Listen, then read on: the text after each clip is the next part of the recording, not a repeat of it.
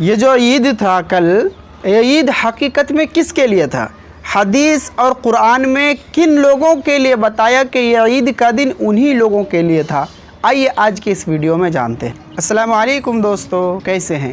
امید کہ آپ سب خیر و عافیت سے ہوں گے۔ اللہ تبارک و تعالی ہم تمام لوگوں کی حفاظت فرمائے، آمین۔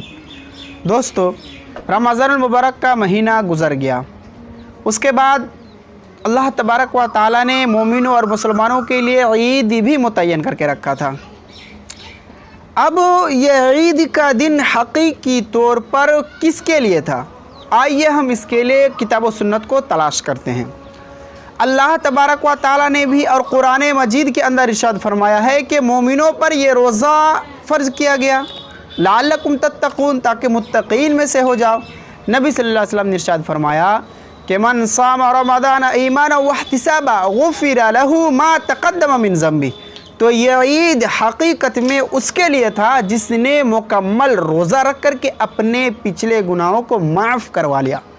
یہ عید حقیقت میں اس شخص کے لیے تھا جس نے قیام اللیل کر کے اللہ تبارک و تعالیٰ کو راضی کر لیا۔ نبی کریم صلی اللہ علیہ وسلم نے ارشاد فرمایا کہ من قام رمضان ایمانا واحتسابا غفر له ما تقدم من ذنبہ۔ جس نے رمضان المبارک کے مہینے میں قیام اللیل کیا، تراویح کی نماز ادا کی، ان کے سارے گناہوں کو معاف کر دیا گیا۔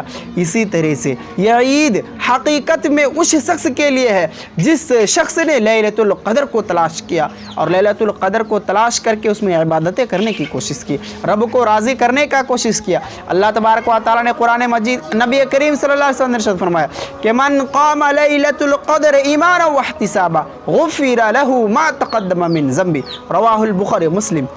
کہ جس نے لیلۃ القدر کو تلاش کیا، لیلۃ القدر میں قیام کیا، اس کے سارے گناہوں کو معاف کر دیا گیا۔ یہ عید حقیقت میں اسی کے لیے تھا۔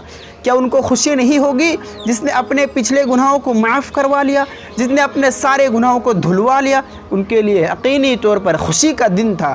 اسی طرح سے حضرت علی رضی اللہ تعالی عنہ نے ارشاد فرمایا ہے کہ لیس العید لمن لبس الجدید واکل الثرید، کہ حقیقی طور پر عید اس کے لیے نہیں ہے جس نے نئے نئے کپڑے پہن لیے، جس نے عمدہ لباس پہن لیا اور جس نے اچھے اچھے کھانا کو کھا لیا، جس نے عمدہ اور بہترین کھانا کھایا، اس کے لیے عید نہیں ہے۔ آگے فرمایا کہ حقیقی طور پر عید تو اس کے لیے ہے جس نے مکمل روزہ رکھ کر کے وہ رب کو راضی کر لیا، اپنی مغفرت کو تلاش کر لیا۔ یقینی طور پر حقیقی طور پر انہی لوگوں کے لیے عید ہے۔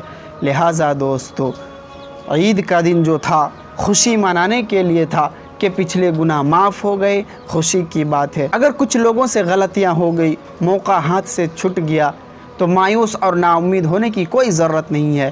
اللہ تبارک و تعالیٰ نے اس کے لیے بھی آفر رکھا ہے، اس کے لیے بھی کوئی راستہ رکھا ہے کہ جس میں اپنی غلطیوں کو سدھار سکتے ہیں اور رب کو راضی کر سکتے ہیں۔ اللہ تبارک و تعالیٰ ہمیں تمام چیزوں کی علم عطا فرمائے، صحیح جانکاری عطا فرمائے اور مکمل طریقے پر عمل کرنے کی توفیق عطا فرمائے، آمین۔